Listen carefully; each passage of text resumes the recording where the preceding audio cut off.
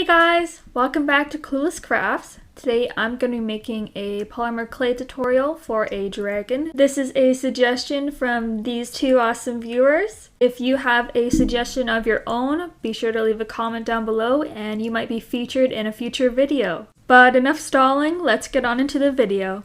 Alright, so before starting with the dragon's body, I'm going to get started on the wings. I'm separating the wing arm into 3 parts. The end piece is a long tapered cone, the middle piece is a thicker log, and the other end piece connecting to the body is the thickest. I'm just rolling out a bunch of thin tapered logs and I'm connecting 3 of them to one point on the arm. Once all the bone structure is complete, I'm now ready to create the wing fabric, if you can call it that. I'm rolling out a thin sheet of light purple clay. Once I know I have enough, I'm just laying that out on the table and placing the skeleton structure on top of it and cutting out the shape I want the wing to be. With the general shape cut out, you can now leave it like this and make sure everything's secure. But I wanted to make sure that you could see the skeleton structure from the front and back of the wing. So I decided that I would cut out each piece of the wing individually and place them all together like a puzzle piece. And while I'm at it, I'm just creating some line texture along the wings. And once that's done and the wing is flipped over, it'll have the same pattern on the back, which is what I was going for. Now just adding a little bit more texture on the back side. And this is what both of your wings should look like together. To give it a bit of a more natural look, I'm leaning the wing against a piece of aluminum foil while I bake it in the oven. And this will give it a sort of bent shape, like it's actually moving its wings. Now that the wings are done, it's time to move on to the body. Now I didn't want to use a lot of clay for this because it's heavy and clay is expensive. So I'm rolling up a ball of aluminum foil for the body base. And then I'm just taking a thin layer of dark purple and covering the entire thing. And once all the clay is smooth, I'm starting with the dragon's neck. So just rolling out a log of clay, flattening out one end and attaching that to the body, and also rolling out another ball of clay and shaping it into a sort of triangle shape for the head. Cutting the top of the neck at an angle so the head fits better, and using some Sculpey glue to attach the neck and head.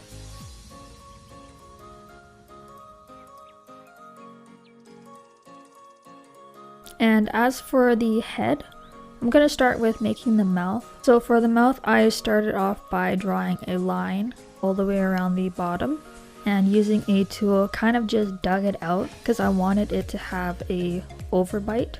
And once some of that clay was gone, I smoothed it out and you can kind of start seeing the mouth being formed. I know it didn't look very good a few seconds ago. Now that I'm satisfied with the mouth, I can now add some nostrils. Just taking a tiny piece of clay, cutting it in half and adding them on either side of the nose, using a toothpick to kind of create a deeper nostril, then smoothing out the sides. Now taking a ballpoint tool again, I'm making indents for the eyes, and I'm dragging out the corners of it to make it more of a diamond shape. Now with some yellow and black clay, I'm going to make the eyes. So just rolling out tiny balls of yellow clay and using a very tiny strip of black clay and just placing that vertically along the eye. Now I'm moving on to the eyebrows / horns on top of the head.